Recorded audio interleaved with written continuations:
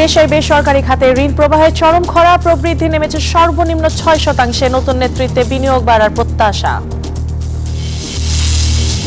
জ্বালানি তেল পেতে রাজধানীতে আজও ভোগান্তি, দেশে পেট্রোল অকটেনের ঘাটতি নেই, নতুন সরকারকে বিপদে ফেলতে সংকট বলছেন পাম্প মালিকরা। শুক্র ও শনিবার সহ ছুটির দিনে তেলের ডিপো খোলা রাখার নির্দেশ বিপিসির। রেল ওয়াগনের মাধ্যমে পাঠানো হচ্ছে জ্বালানি তেল।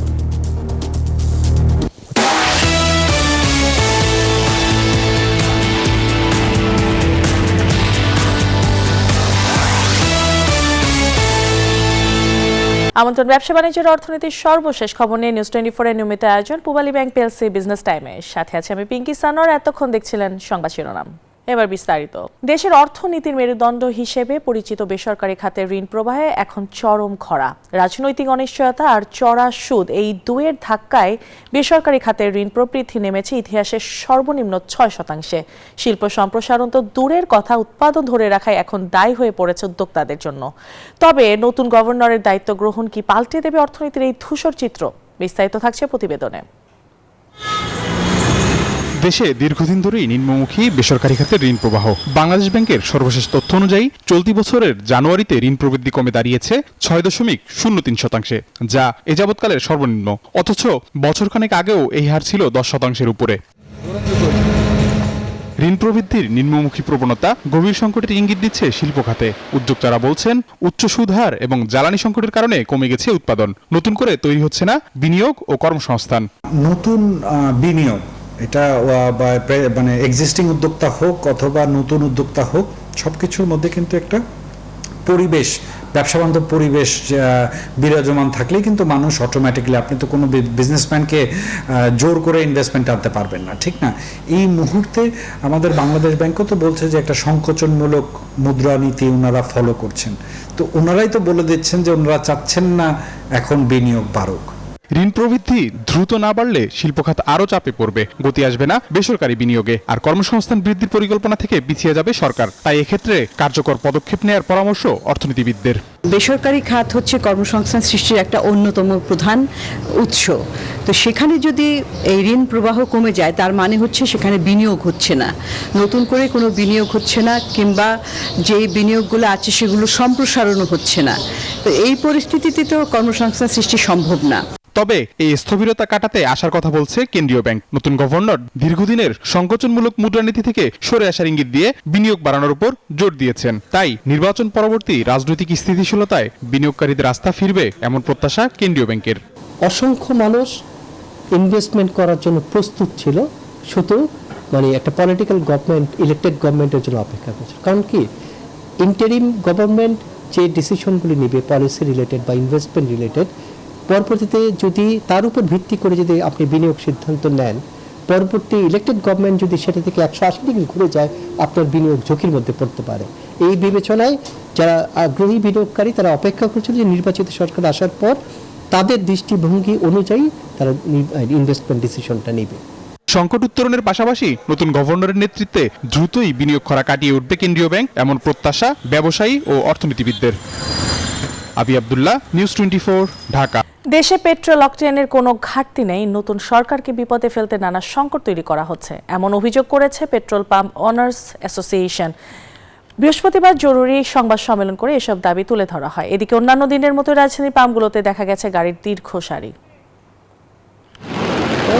মধ্যপ্রাচ্যে যুদ্ধের কারণে জ্বালানি তেলের আগাম সংকটের শঙ্কায় এখন রাজধানী ঢাকা। বেশ কিছুদিন ধরেই পাম্পগুলোতে সময় ধরে দীর্ঘ লাইন মানুষের। সময় নিয়ে অপেক্ষার পরও প্রত্যাশা বা সরকার নির্ধারিত জ্বালানি তেল না পাওয়ার অভিযোগ এসব অপেক্ষমান মোটরসাইকেল ও প্রাইভেট কার চালকদের। তবে কেউ কেউ বললেন ভিন্ন কথা। একজন রাইডার 5 লিটার পর্যন্ত নিতে পারবে, কারণ সেই জায়গায় আমরা সর্বোচ্চ 2.5 লিটার পাইতেছি। 2 দিন 3 দিন আমরা 5 লিটার তেল দিলে, এখন তো প্রত্যেক দিন আইতে হয়, 2 বার করে লাইন করতে হয়।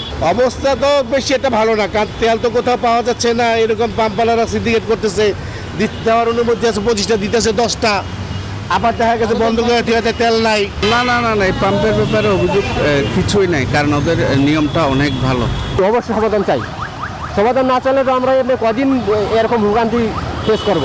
এমন অবস্থাতে পাম্প পরিচালনায় বিপাকে বিক্রেতারাও। গ্রাহকদের সাথে তর্কে জড়াচ্ছেন হরহামেশাই। আমাদের তেল আগে আনতাম 5 গাড়ি, এখন আমরা আনি 2 গাড়ি দিয়ে 5 গাড়ি দিলে তো আর এই সমস্যাটা থাকতো না। ভাইয়া আসলে মালিক পক্ষের নিষেধ, আমাদের কোনো মিডিয়ার সামনে কথা বলাই নিষেধ, বুঝছেন?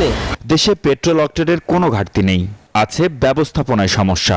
বৃহস্পতিবার সংবাদ সম্মেলন করে এমন দাবি করেছে পেট্রোল পাম্প ওনার্স অ্যাসোসিয়েশন। সারা দেশে পেট্রোল অক্টেনের প্রকৃত ঘাটতি নেই, একেবারে জিরো ঘাটতি, কোনো ঘাটতি নেই।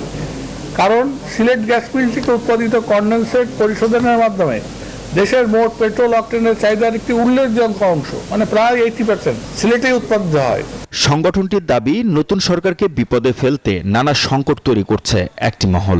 আমি 100% দায়ী করবো এই আমলাদেরকে, যারা রুট লেভেলে কোনো ইনফরমেশনকে কোনো কগনিজেন্সিতে নেয় না, তারা তাদের মতো এসি ঘরে বসে বসে সিদ্ধান্ত নেয়। এটা সরকারকে একদম সাবঅর্ডাইজ করা হচ্ছে। কারণ আপনি তেল না পেলে, আমাকে তেল না দিলে জনগণ কি বুঝবে? তেল নাই, সরকার দিতে ব্যর্থ, এটাই তো প্রমাণ হবে। চলমান সংকট মোকাবেলায় তেল উত্তোলনে ডিপো ভিত্তিক দৈনিক কোটা পদ্ধতি প্রত্যাহার করে অন্তত সাপ্তাহিক কোটা পদ্ধতি চালুর দাবি জানিয়েছেন ফিলিং স্টেশন মালিকরা। কোনো রকম বাস্তবতার সাথে এর মিল নাই। মাহমুদ হাসান, নিউজ 24, ঢাকা। দেশে জ্বালানি তেলের বাজার স্থিতিশীল এবং সরবরাহ স্বাভাবিক রাখতে শুক্র ও শনিবার সরকারের ছুটির দিনগুলোতেও বিপিসি আওতাভুক্ত বিপণন কোম্পানিগুলো ডিপো খোলা রাখার নির্দেশ দেওয়া হয়েছে। বৃহস্পতিবার এক সংবাদ বিজ্ঞপ্তিতে বিপিসি জানায়, জনগণের চাহিদা অনুযায়ী দেশে জ্বালানি তেলের সরবরাহ স্বাভাবিক রাখতে বিদেশ থেকে আমদানি কার্যক্রম অব্যাহত রয়েছে এবং নির্ধারিত সময়সূচি অনুযায়ী নিয়মিতভাবে জ্বালানি তেলের পার্সেল দেশে আনা হচ্ছে। এছাড়া ডিলারদের সাময়িক যে প্রধান স্থাপনাগুলো রয়েছে সেখান থেকে সারা দেশের বিভিন্ন ডিপোতে নিয়মিতভাবে রেল ওয়াগনের মাধ্যমে তেল পাঠানো হচ্ছে বলে জানানো হয় বিজ্ঞপ্তিতে। চট্টগ্রাম বন্দরে নিউ মোরিং কন্টেইনার টার্মিনাল এনসিটির ব্যবস্থাপনা বিদেশি কোম্পানির কাছে দেয়ার প্রক্রিয়ার বৈধ বলে আদেশ দিয়েছে আপিল বিভাগ। এর আগে হাইকোর্টও এনসিটির ব্যবস্থাপনা বিদেশি কোম্পানির কাছে দেয়া বৈধ বলে রায় দিয়েছিল। সেই রায়ের বিরুদ্ধে লিফট আপিল করলে শুনানি শেষে প্রধান বিচারপতি জুবায়ের রহমান চৌধুরীর নেতৃত্বাধীন আপিল বেঞ্চ এ আদেশ দেন। এনসিটির ব্যবস্থাপনা বিদেশি কোম্পানিকে দেয়া সংক্রান্ত প্রক্রিয়ার বৈধতা চ্যালেঞ্জ করে যুব অর্থনীতি ফোরামের সভাপতি মির্জা ওয়ালিদ হাসান রিটটি করেছিলেন। এ বিষয়ে অতিরিক্ত অ্যাটর্নি জেনারেল বলেন, এ আদেশের মাধ্যমে বন্দর চুক্তি সংক্রান্ত আইনি ধোঁয়াশার অবসান হলো। তাছাড়া বন্দর বিদেশিদের দ্বারা পরিচালিত হলে এর ব্যবস্থাপনা আরও উন্নত হবে বলে মন্তব্য করেন তিনি। সেটা টার্ন অ্যারাউন্ড করতে সময় নেয় প্রায় 2 থেকে 2.5 সপ্তাহ। On the other hand DP world বাকি অন্যান্য যেসব পোর্টে কাজ করছে সেইখানে সেম জাহাজ, সেম মানে ক্যাপাসিটির জাহাজ, তাদের টার্ন অ্যারাউন্ড করতে সময় নেয় 2 থেকে 2.5 দিন। নিউ মোরিং কন্টেইনার টার্মিনালটা ব্যাপারে তাদের সাথে আমাদের হয় যে তারা শুধুমাত্র ম্যানেজ করবে অ্যান্ড অপারেট করবেন। বাংলাদেশের বিদ্যমান আইনের কাঠামোর মধ্যে যা যা প্রভিশন আছে সবগুলো ফলো করা হয়েছে কিনা। সারা দেশে জ্বালানি তেলের পাম্পগুলোতে আজও দীর্ঘ লাইনে গ্রাহকদের অপেক্ষার চিত্র। তেল না থাকায় অনেক পাম্প বন্ধ রেখেছেন মালিকরা। তেল পেতে ঘুরতে হচ্ছে এক পাম্প থেকে আরেক পাম্পে। 200 টাকা তেলে ট্যাঙ্কের তলা ভরছে না। সীমাহীন ভোগান্তির কথা জানান চালকরা। পেট্রোল পাম্প কর্তৃপক্ষ বলছে ডিপো থেকে চাহিদা মতো তেল না পাওয়ার কথা। শেষ করছি পূবালী ব্যাংক পেলসে বিজনেস টাইম। এতক্ষণ সাথে থাকার জন্য ধন্যবাদ।